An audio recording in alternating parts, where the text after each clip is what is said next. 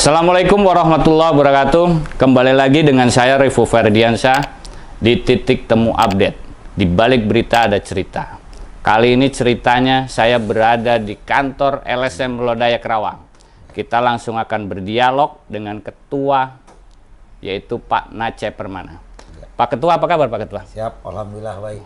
Siap. Sibuk apa ini hari ini nih? Ya, satu sisi saya juga harus nyari buat beli beras. Ya. Yang kedua saya juga karena lagi musimnya kontestasi politik, saya ada di salah satu pasangan calon, ya sampai hari ini saya masih banyak mendampingi beliau, banyak membuat gerakan-gerakan politik untuk beliau. Tegaskan pasangan calon maksudnya siapa itu? Ya, saya pikir sebuah bukan rahasia lagi ya. Saya adalah pendukung Ajam Gina. Oke. Itu jadi biar jelas kan? Ya, saya kan sudah sampaikan pada wawancara sebelumnya, podcast sebelumnya di Titik Temu, ya konstelasi politik ini akan head to head. Dan saya nyatakan ya Ajam Gina lah yang mungkin dianggap lebih baik kan gitu. Akhirnya terbukti ya hari ini head to head ya. Oke. Ya dulu beberapa waktu lalu ya Ketua Nace Permana itu podcast dengan kita di kantor bahwa beliau sudah memprediksi akan head to head, hari ini terjadi. Nah, kita akan langsung ini aja Kang. Melihat perkembangan pilkada hari ini Kerawang seperti apa di mata Ketua Lodaya? Ya memang resiko ya ketika terjadi calon hanya dua ya, head to head ini rentan dengan konflik lah. Oke. Jadi semua tidak ada penyapih, tidak ada penengah karena calonnya hanya dua pasangan calon. Maka setiap bentuk apapun kesalahan pasangan calon ini akan menjadi konsumsi publik gitu kan. Masyarakat semua bisa menilai itu. Nah, yang sangat rentan juga karena memang tadi lah di sini juga ada petahana ya, ada petahana yang tentunya juga sedikit banyak pasti akan menggunakan kewenangannya, menggunakan fasilitas yang hari ini yang dia dapatkan gitu. Melihat hal tersebut ya kita semua juga harus serba ekstra, serba waspada kan gitu.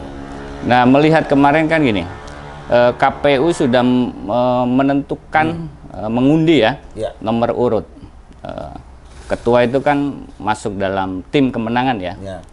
Itu udah sesuai harapan kah nomor urut 1 buat Pak Acep Gina? Ya sebenarnya masalah nomor itu tidak menjadi ukuran ya. Terlepas kita dapat nomor 1 atau nomor 2. Karena ketika kita dapat nomor 2 pun akan menyatakan bahwa nomor 2 yang terbaik.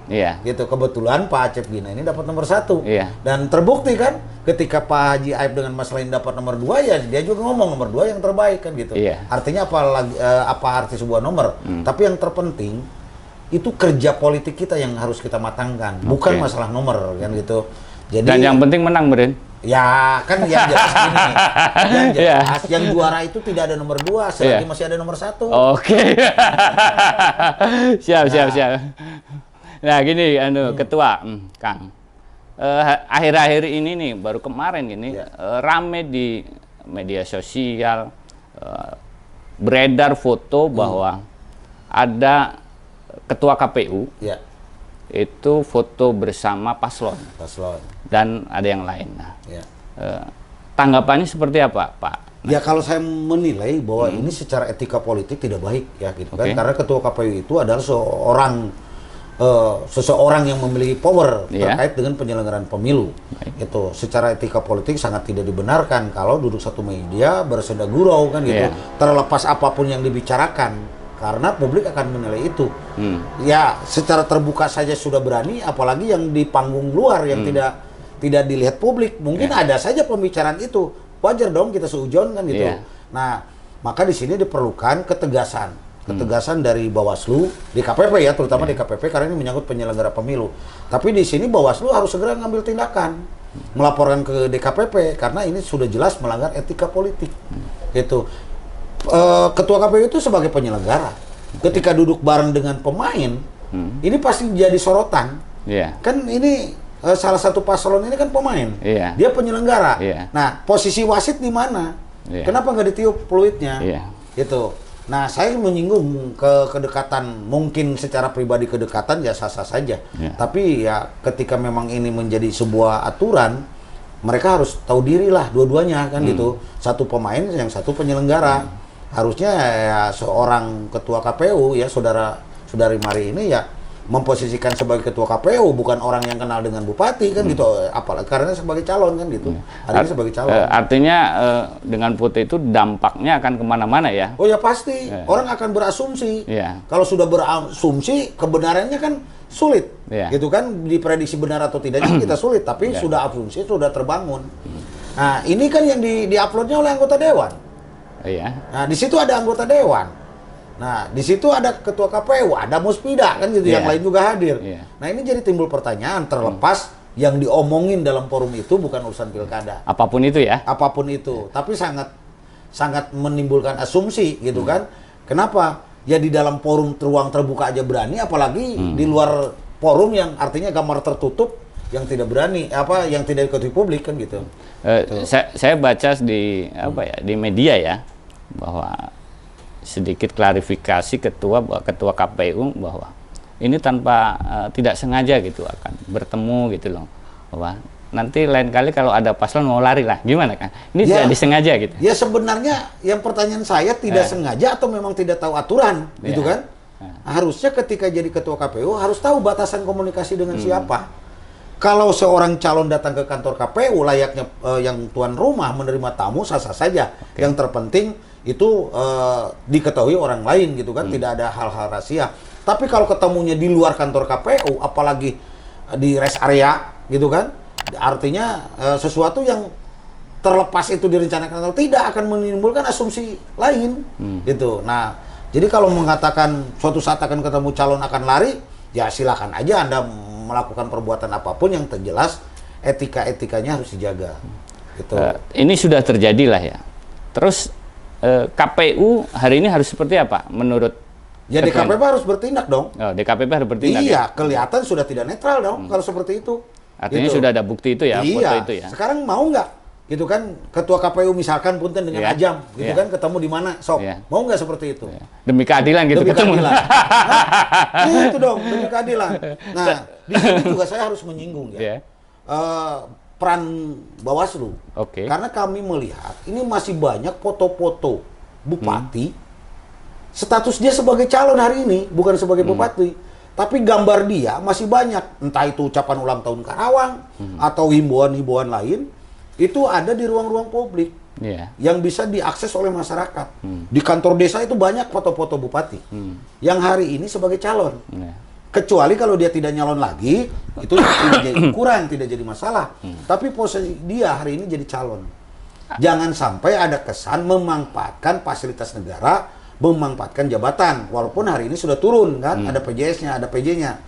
Tapi kan ini masih terpampang. Nah ini harus bertindak dong, Pol PP dengan Bawaslu. Amankan semua itu. Artinya sudah tidak boleh lah seperti itu ya? Tidak boleh. Kalau begitu Ajam aja pakai lagi, Sekda. Ya kan gini, contoh kalau di kantor desa dan pemerintahan itu kan mereka mengeluarkan anggaran, Kang. Mungkin bahwa nanti gimana ini ngeluarin anggaran? Ya, kita bukan bicara anggaran, kita bicara aturan. Itu sudah konsekuensi logis ketika kita sudah nyalon, hak hidup kita dibatasi oleh undang-undang. Itu. Kalau misalkan punten sekarang incumbent boleh pasang dengan ucapan selamat ulang tahun Karawang, saya sarankan juga Pak Sekda pasang atas nama mantan Sekda. Pasang lagi di kantor-kantor desa, kantor pemerintahan. Apa bedanya? Karena kenapa? Dulu Pak Acep juga figur politik, figur pemerintahan yang punya power. Hari ini dibatasi karena dia mundur kan jadi Sekda. Nah, ketika sudah mundur hak-haknya akan dibatasi juga kan. Hak sebagai pemegang kebijakan dibatasi. Nah, hari ini juga harus fair. Bawaslu harus tegas. Kalau memang tidak mampu mundur. Itu bagi saya simpel. Kalau Bawaslu tidak menempatkan perannya sebagai wasit dalam pertandingan ini, ya mundur. Buat apa ada Bawaslu kalau ada pelanggaran tidak ditindak? Logika dong kita. Mikir kita simpel. Ada pelanggaran, ada petugasnya, tapi pelanggaran itu tidak ditindak. Udah ada informasi akan ditindak kan? Sampai hari ini saya belum dapat informasi apapun. Belum apapun. Ya mudah-mudahan cepat sadarlah Ketua Bawaslu. Cepat sadar. Sadar dengan aturan ya. Ya, sadar dengan aturan, baru ngeh gitu. Iya benar. Nah, gitu. Kembali lagi kepada foto itu, Ketua ya, foto yang beredar itu ya. Apakah ada langkah ketika Bawaslu tidak bertindak dalam waktu yang cepat ya? Apakah ada langkah-langkah konkret tim Aceh Bina atau sebagai LSM Lodayanya? Saya belum konsultasi dengan bagian advokasi ya, itu ranahnya kan ranah bagian advokasi lah. Kalau ranah saya kan bagian gogorowok ya. Oh, bagian gogorowok. Jadi nanti saya konsultasi dengan bagian advokasi. Saya yang jelas saya sudah ngambil kesempatan itu untuk disampaikan ya, bukan kesempatan dalam tanda kutip. Saya sudah menyampaikan kepada tim advokasi bahwa ini ada pelanggaran hukum yang harus ditindaklanjuti oleh tim advokasi. Itu. Nah, jangan sampai pesta demokrasi ini dicederai oleh perilaku-perilaku yang tidak paham hukum atau sengaja membuat kebluneran masalah ini. Saya oke lah itu. Kita tinggal nanti bagaimana nunggu sikap Bawaslu ya. Tidak akan diam kalau ini dibiarkan, ya kita tidak menuntut kemungkinan ada gerakan-gerakan massa. Gitu, karena sudah menilai kesannya kalau tidak ada tindakan dari Bawaslu atau DKPP, itu tidak ada tindakan hal ini, orang yang disebut dengan pemilihan jurdil itu kan bohong dianggapnya, jujur dan adil. Nah, di mana rata keadilannya? Nah, itu yang harus kita sikapi. Dan apakah gini juga bahwa secepatnya ketua KPU, apakah ini ya, ketua KPU untuk klarifikasi juga? Ya, hal itu? Apapun yang dibuat klarifikasi oleh KPU, saya pikir kan tindakannya sudah dilakukan. Itu unsur perbuatan sudah dilakukan. Ketika seseorang melanggar, ada unsur perbuatannya terpenuhi, apalagi unsur hukumnya terpenuhi, ada proses hukum dong. Artinya sah-sah saja lah untuk klarifikasi, tetapi ini proses ini jalan kan ya? Tapi ya wasit tadi ini harus ditiup fluid dong. Itu ada pelanggaran supaya tidak ada lagi kejadian yang serupa. Itu kalau ini tidak tindakan, saya juga minta kepada KPU sok ngobrol dengan Pak Ajab. Dan di foto diupload gitu. Diupload. Iya. Di dalam tempat yang sama. Gitu, kalau itu di rest area ya di rest area. Gitu. Itu baru keadilan. Jangan kesan berpihak ke sebelah dong. Nah, itu pesan ketua KPU seperti itu pesannya. Alangkah gentlenya, sudah mengakui kesalahan, mundur ketua KPU. Karena sudah melakukan kesalahan tanpa disadari. Misalkan dia tanpa disadari pun misalkan atau sengaja hilap yang dibuat kan gitu. Hilap yang dibuat ya artinya pura-pura hilap kan gitu. Ya apapun itu ya ketua, tanpa disadari, tak sengaja inilah bertemu ini, ya itu memang sudah tidak diperbolehkan dalam aturan ya. Sekarang kalau misalkan cukup dengan klarifikasi, boleh dong yang maling klarifikasi selesai tidak ada proses hukum. Oke. Terus negara apa kita dianggap seperti itu? Satu lagi kita bahas itu ya. Ini kan kita bicara salah satunya adalah netralitas ya. Apa yang ingin disampaikan ketua kan untuk netralitas ASN dan kepala desa. Apa yang ingin disampaikan itu untuk menjaga pilkada yang bersih? Kembali kepada tujuan ya. Tujuan kita pilkada ini untuk apa? Mencari pemimpin dong. Tentunya pemimpin yang punya integritas untuk membangun Karawang. Kalau mencari pemimpin yang tidak memiliki integritas, ngapain pilkada ratusan miliar? Gitu. Ya sudah aja home pipa.